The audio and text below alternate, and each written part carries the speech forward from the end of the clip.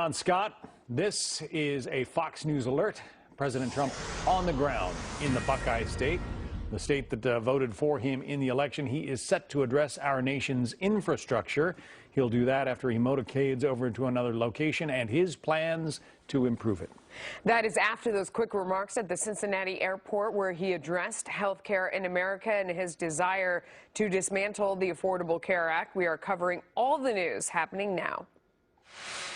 To the best of my recollection, I have never been directed to do anything I believe to be illegal, immoral, unethical, or inappropriate. I do not recall ever feeling pressured to do so. High drama on Capitol Hill as the nation's top intelligence officials face questions on Russia and more. Plus, we're working very hard on massive tax cuts, and we're working very, very hard on the health care, and I think we're going to have some very pleasant surprises. President Trump laying out his legislative agenda, topping the list with health care. So can Republicans push through their plan? It's what we campaigned on, and we've got to deliver. And the mother of one London attacker now speaking out where she says her son was radicalized. It's all happening now. But we begin with this Fox News alert as President Trump visits a key swing state that helped him win the White House. Mr. Trump is in Cincinnati, Ohio. You ever been there? Yes, absolutely. Great town. Yeah. He will talk about efforts to update America's infrastructure, even as lawmakers grill top intelligence officials about Russia. Welcome to the second hour of Happening Now, although the first hour was actually covered up by the Senate hearings. We were still here, though. We were here. We were ready for you. There you go. I'm Melissa Francis. And I'm John Scott. And the president's expected to speak in just a few minutes in Cincinnati, where he's trying to put the spotlight back on policy, including health care reform. We learned the last statewide insurer in the great state of Ohio is leaving. So they don't have any insurers. That means another 20 counties in the state of Ohio will have no health care plan. The name of the insurer he was talking about is Anthem. It is one of the country's biggest. Its withdrawal from Ohio will leave just over 10,000 people there without a carrier at all. Let's go live to Kevin Corke, who is following the president in Cincinnati. Kevin. Hey there, Melissa. Always nice to have you with us, and good to be with you this afternoon. You're right, the president making his way back here to the Buckeye State. You may remember he actually kicked off his big thank you tour after the election right here in the Ohio River Valley. He's coming back, however, to the Queen City today to talk about, as you mentioned, a major initiative that would overhaul infrastructure in our country, certainly one with America's heartland in mind. The president will talk about the need to really revamp America's transportation system, and in that spirit, I should say, he's talking about taking $200 billion in federal spending and leveraging that into $1 trillion public-private revamp of the 4 R's. I love this: roadways, runways, railways, and rivers. After all, rivers aren't just water sports. They're also essential in traffic and transportation in American commerce. In fact, White House economic advisor Gary Cohn laid out why this is going to be a focus of the president's remarks today, as well as the importance to streamline the process to benefit us all. We want to cut the time frame from 10-year approval process to 2 years. If we can't approve something, let's just turn it down and have the money and the capital move to something that can get done. The time delay really is costly in this whole process. American citizens deserve something better. Deserve something better indeed. By the way, 12,000 miles of inland waterways in the U.S. This, as the White House is also talking about Infrastructure Week, that includes a plan to privatize the nation's air traffic control system and separate it from the FAA. That is obviously something that will get a great deal of attention as well. Probably not a great deal in the remarks today. We expect him to talk a great deal about these rivers here in the beautiful part of the country of the Buckeye State. Of course, I'll have the remarks for you coming up shortly. But for now, back to you. Looks gorgeous. Kevin Corke, thank you. Well, the first of 2 major hearings on Capitol Hill got underway this morning. Today, some of the nation's top intelligence officials testifying before the Senate Intelligence Committee. Tomorrow, the highly anticipated testimony by fired FBI Director James Comey. Now, earlier today, the Director of National Intelligence, Dan Coats, refused to confirm whether President Trump asked him to push back on the Russia investigation. We have press reports of not once, but twice, that the President of the United States asked you to either downplay the Russia investigation or to directly intervene. I do not feel it's appropriate for me to, in a public session in which confidential conversations between the President and myself, I don't believe it's appropriate for me to address that in a public session. Let's talk about it with Guy Benson, political editor for townhall.com and a Fox News contributor. Betsy Woodruff is a political reporter for the Daily Beast. You could tell the knives were out, Guy, especially among Democrats on the committee. They really wanted these, national intelligence officials to say that the president pressured them. When Admiral Rogers got up and said, never have I done anything, or, been pressured, been asked to do anything unethical or unlawful or even inappropriate, that seemed to kind of take the air out of that balloon. Well, I think that this is sort of a preview of what we're going to see tomorrow with Comey, and sort of trying to get at the distinction or the difference between what was asked, what was pressured by the president to these officials. From what I could gather watching the testimony earlier today, the two major officials, Coates and Rogers, did not concede or admit that the president asked them to interfere with Comey or try to intervene in some way with that investigation vis-a-vis Mr. Flynn or General Flynn, but they did deny any overt pressure from the White House or any orders or direction to do so. And so that's a distinction that viewers and I think citizens are going to have to make.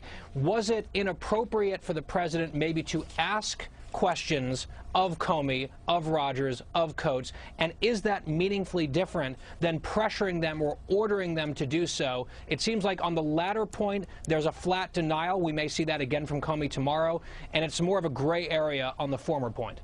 There is a report, Betsy, in the Washington Post that got a lot of play today, suggesting that DNI Director Coates told his associates that the president was pushing him to essentially go easy on the investigation of former general and former NSA National Security Advisor Mike Flynn when it came to the Russia investigation. That's a big story in the Post today, but DNI Coates would not disclose, wouldn't talk about his conversations with the president.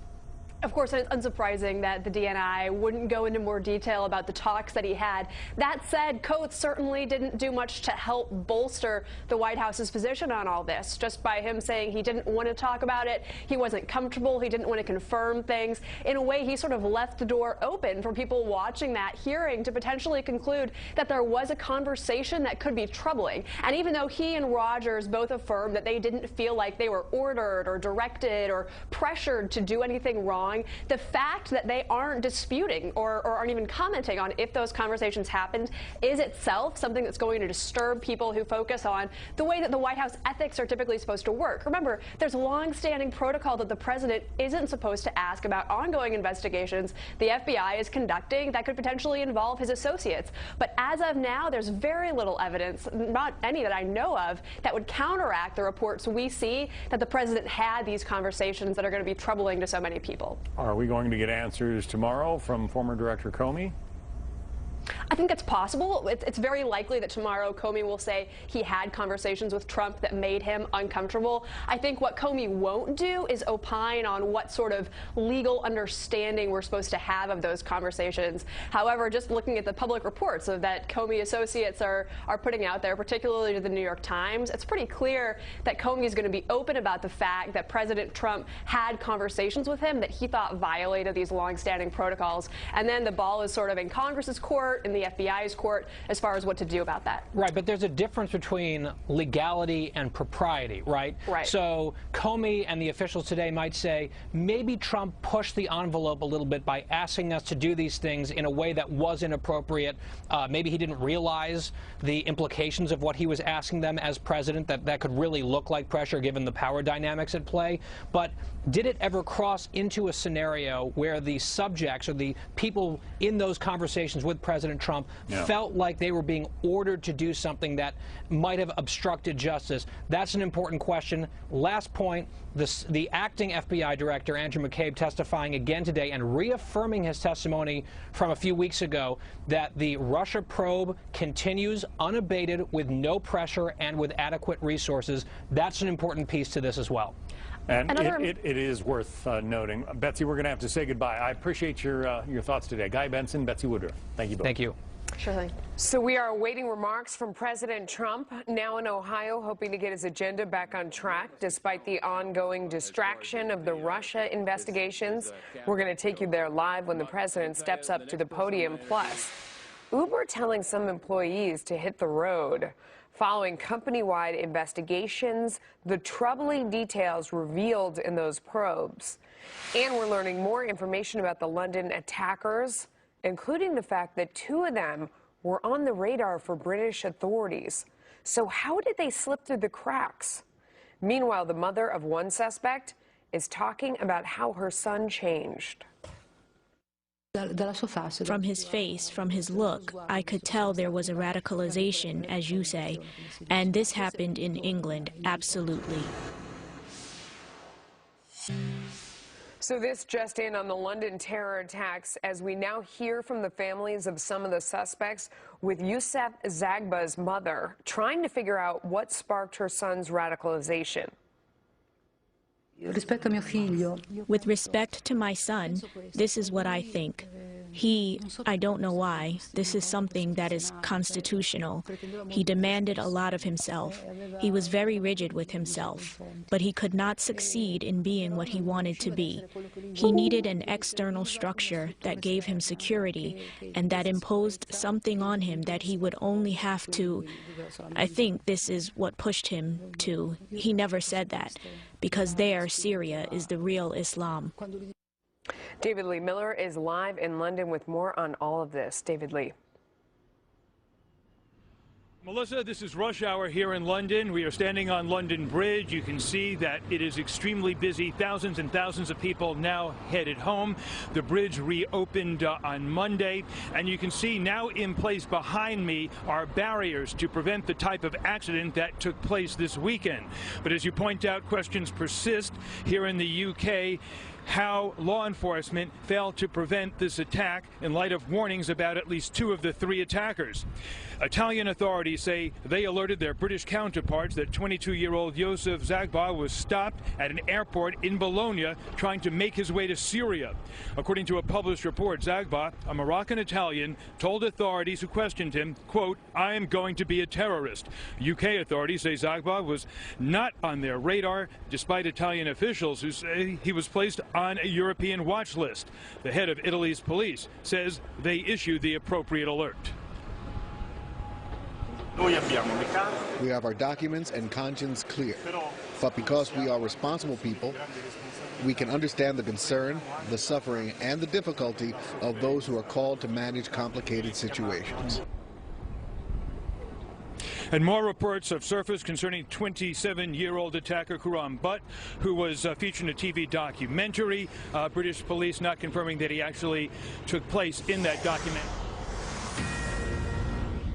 Well, this Fox News alert, and our thanks to David Lee Miller for that live report. President Trump is making remarks on U.S. infrastructure in Cincinnati, Ohio. It is great Let's to listen be in. back in Ohio. We love Ohio. You remember Ohio? Oh, boy. It was supposed to be close. It wasn't close. And so wonderful to speak on the shores of the very magnificent Ohio River. We're here today to talk about rebuilding our nation's infrastructure. Isn't it about time? Spending money all over the world, except here. We don't spend our money here. We spend it all over. And we'll do it using American labor, American energy, American iron, aluminum, and steel.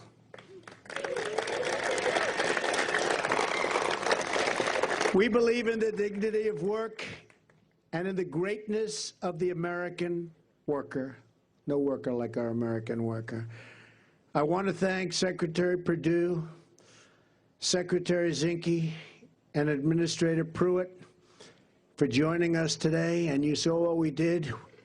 with our great administrator. You saw what happened last week with the so-called Paris Accord. We will keep our nation so great and so strong, and we will never have outside forces telling us what to do and how to do it, believe me.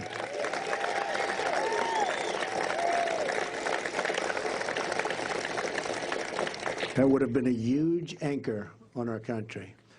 I'm also grateful that Governor Matt Bevin, his wife Glenna, and his family could be here, along with Lieutenant Governor Janine Hampton from Kentucky.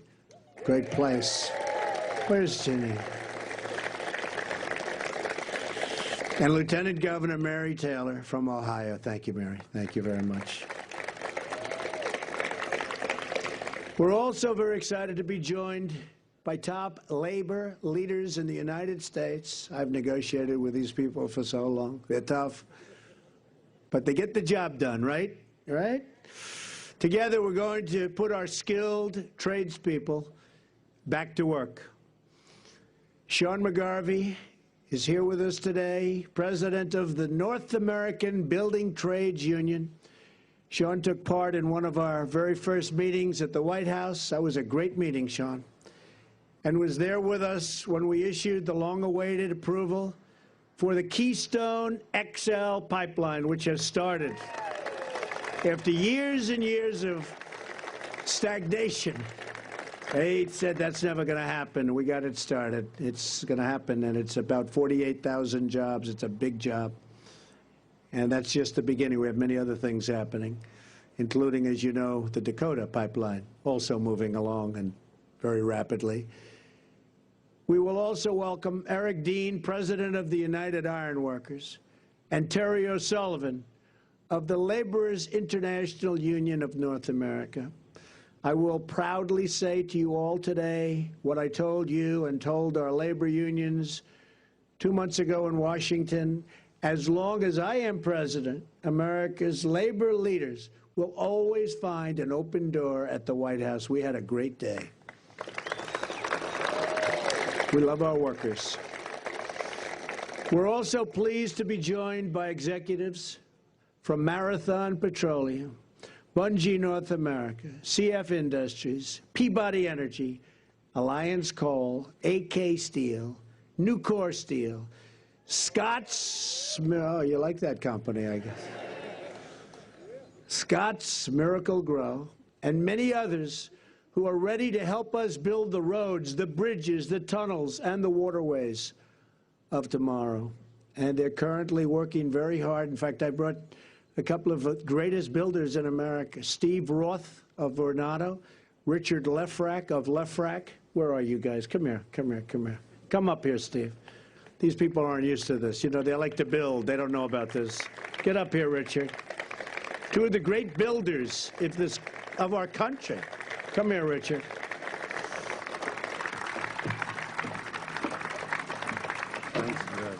Oh, watch. Oh, I have to do this. Do you want to say anything, fellas? They're not big talkers. Yeah, I'll say unless they're behind the desk, they're big talkers. Go ahead, Richard. Go. We're all fortunate to have the greatest builder in America, Donald J. Trump.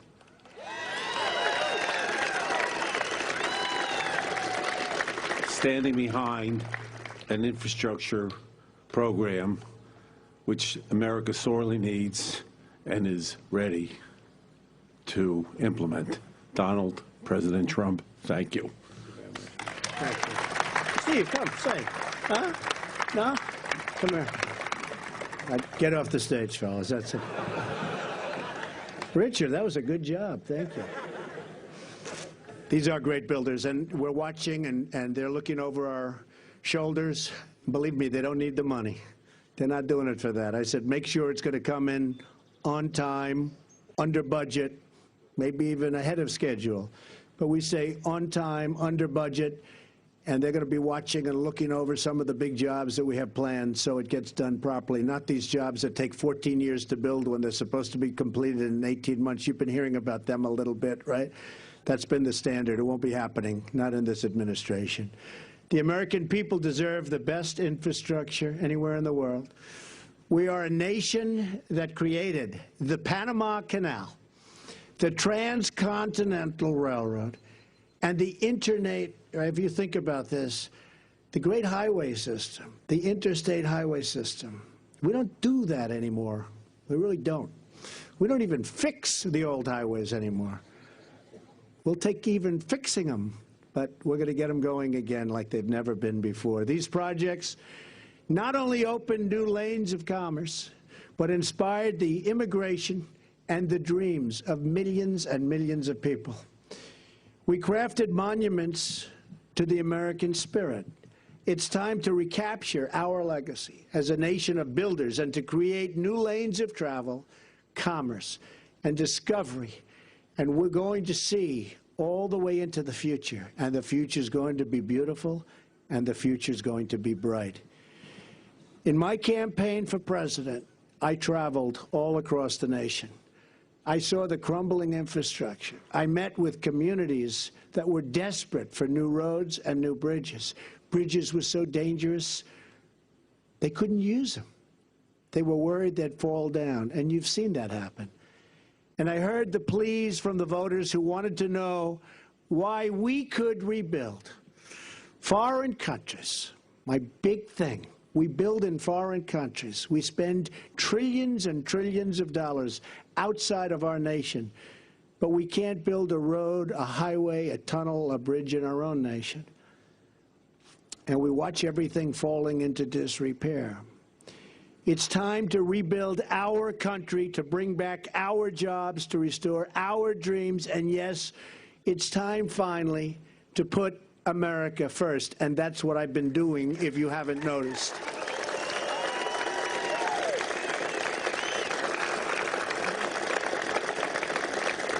While it's very early in the administration, I think everyone has noticed, right? We have noticed. The people are noticing like they've never noticed before. We're already making historic progress. Last month, unemployment fell to its lowest point in 16 years. Right now, thank you. Right now, more small businesses are planning to hire than at any point in the last decade. Last week, the stock market soared to record highs, highest ever, boosting the pensions, your pensions and your retirement accounts, and those of hardworking Americans. I've just returned from a trip overseas that secured more than $350 billion of military and economic investments into the United States. That means millions of jobs.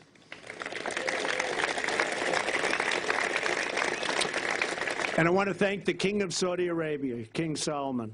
Spent a lot of time together, and they're doing a great job. They're going to be doing something very special. You see it with terrorism, the funding of terrorism. It's going to stop. Got to stop the funding of radical Islamic terrorism, and they're going to stop.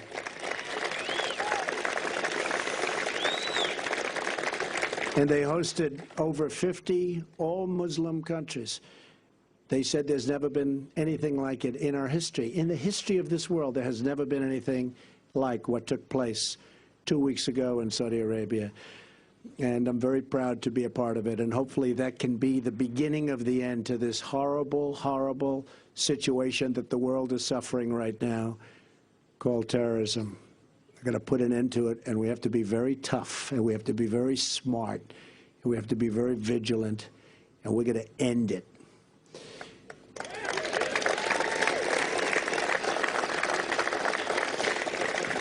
In my meetings with foreign leaders from many countries, I sent a clear message that America expects fair trade, a level playing field, and so many other things that we're demanding for our workers and for our companies. Every other country looks out for their interests. It's time that we finally start looking out for our interests in the United States.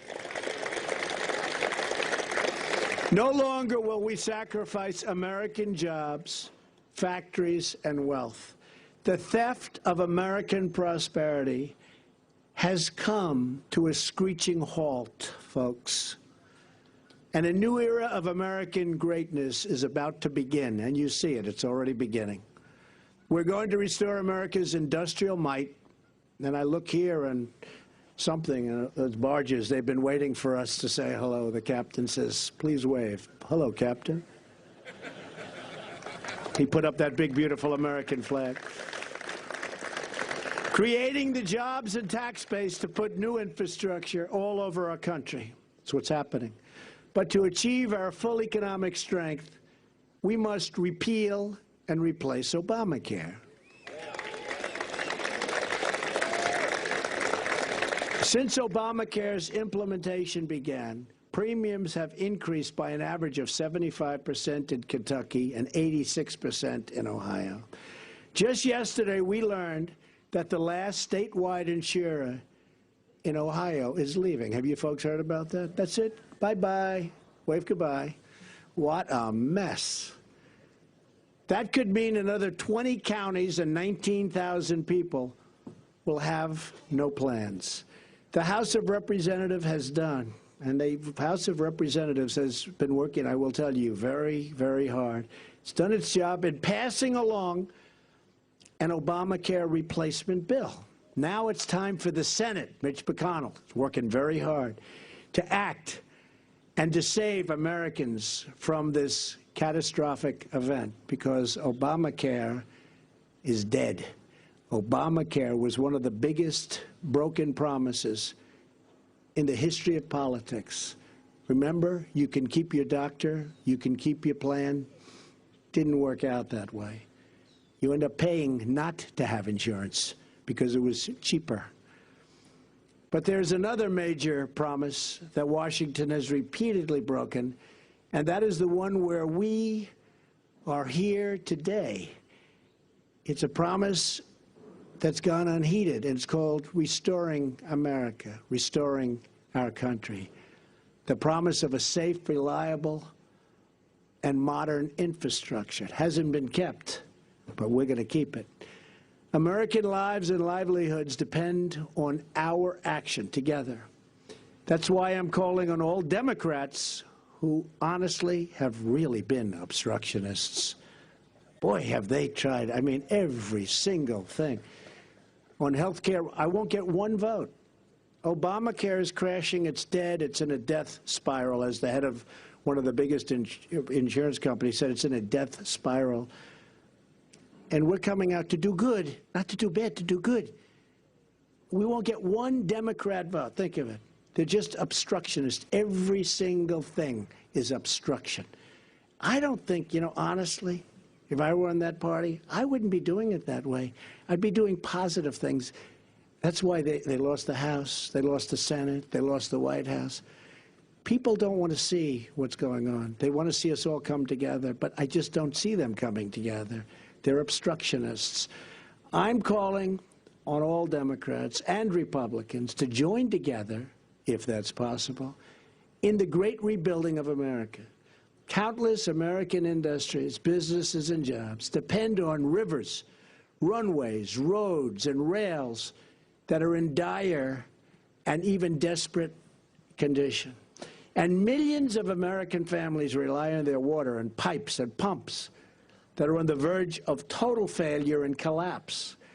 We are pleased to be joined today by representatives from many, many industries that depend on a truly critical component of our nation's infrastructure, the 12,000 miles of inland waterways. We have farmers, coal miners, and by the way, those coal miners are happy. Coal miners, oh, they like Trump. They like Trump. Same with steel workers and oil workers. We've taken those restrictions and those horrible regulations off your companies. We're going to have clean, beautiful air, clean, beautiful crystal water. But you're going to have your jobs also. You're going to have your jobs. Maybe more than ever before. So I want to salute each of you for the work that you've done, and maybe more importantly, for the work that you're about to do, because it's going to be a beautiful thing. You watch. These citizens know firsthand that the rivers like the beautiful Ohio River, carry the lifeblood of our heartland. In fact, I'm very proud that behind us today are those 12 barges. Look at this, West Virginia. Do we love West Virginia? West Virginia. They're filled with West Virginia coal. And you know, next week, we're opening a big coal mine. You know about that.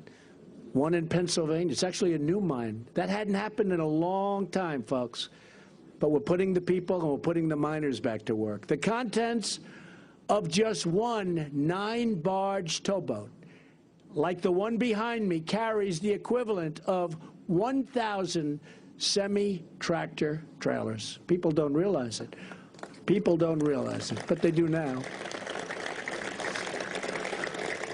Roughly 60% of United States grain exports travel down these waterways to the Gulf. More than half of all the American steel is produced within 250 miles of where we're standing right now, and its production depends on the inland waterway system. And wait till you see what I'm going to do for steel and for your steel companies. We're going to stop the dumping and stop all of these wonderful other countries from coming in and killing our companies and our workers. You'll be seeing that very soon. The steel folks are going to be very happy. Up to 25% of the nation's energy cargo relies on these channels and the refineries along their shores. But these critical corridors of commerce depend on a dilapidated system of locks and dams that is more than half a century old. And their condition, as you know better than anybody, is in very, very bad shape. It continues to decay. Capital improvements of this system, which is so important, have been massively underfunded. And there's an $8.7 billion maintenance backlog that is only getting bigger and getting worse.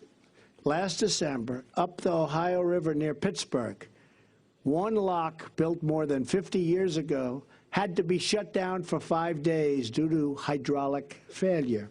And you know what that means. 5 days means everything comes to a halt. We simply cannot tolerate a 5-day shutdown on a major thoroughfare for American coal, American oil, and American steel, which is going to get more and bigger. America must have the best, fastest, and most reliable infrastructure anywhere in the world. We cannot accept these conditions any longer. A few years ago, a gate broke from its hinges at the Markland Locks on the Ohio River in Kentucky. It took nearly 5 months to repair. Any of you know about that? Wasn't a pretty picture, right? Right? I don't think so. And in 2011, a massive section of canal wall collapsed near Chicago, delaying everything, and it seemed like forever. Great American businesses like Land O'Lakes, which is here today from Minnesota. Where are they? Stand up. That's good stuff. Come on, stand up. Good. It's good stuff. Fear that the lock and dam systems they rely on are no longer dependable. I am here with a message for you and for all of the great businesses that are gathered with us, and maybe more importantly, because that's what it's ultimately about, those businesses, workers. Together we will fix it. We will create the first-class infrastructure our country and our people deserve. My new vision for American infrastructure will rebuild our country by generating $1 trillion in infrastructure investment. Our infrastructure program, $1 trillion. You know, as of a few months ago, we spent $6 trillion in the Middle East, along with the death of so many incredible people, and along with all of the other problems that you've been watching every night on television and reading about in the papers. $6 trillion.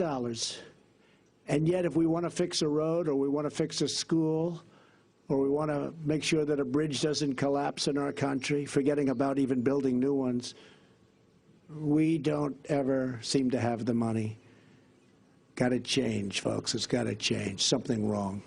Something wrong. Our infrastructure program will be based on forging new partnerships and demanding new accountability for every federal taxpayer dollar. Under this vision, the federal government will drastically reduce burdensome regulations, which we've already been doing. We have some more to go, but it's going rapidly. I think when people tell me, you know, we're doing the largest tax cut in history, people are more impressed with the fact that we've cut so many regulations. If they had their choice, which is hard to believe, nobody would have believed. So we're getting rid of the regulations, and we're massively streamlining the approvals and the permitting process.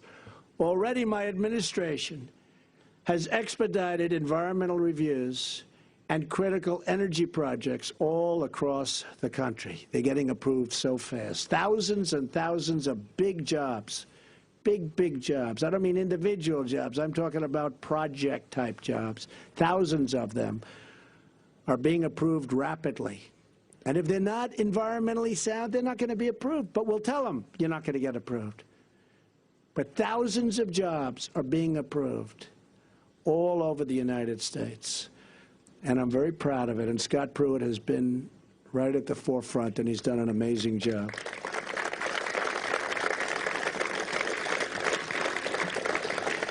And it hasn't been that easy for him, has it, Scott? But he likes it. He likes to see people go back to work. And he likes to make sure that the environment is perfect and clean. I want to add that, too.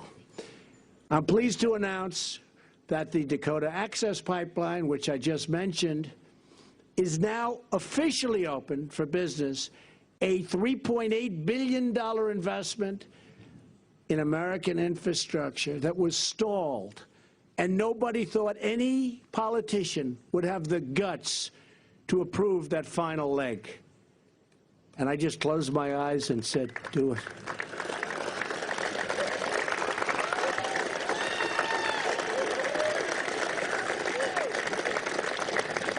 Think of it to a company standpoint. They build this massive pipeline going for miles, then they have to hook it up a little section, and they're stopped.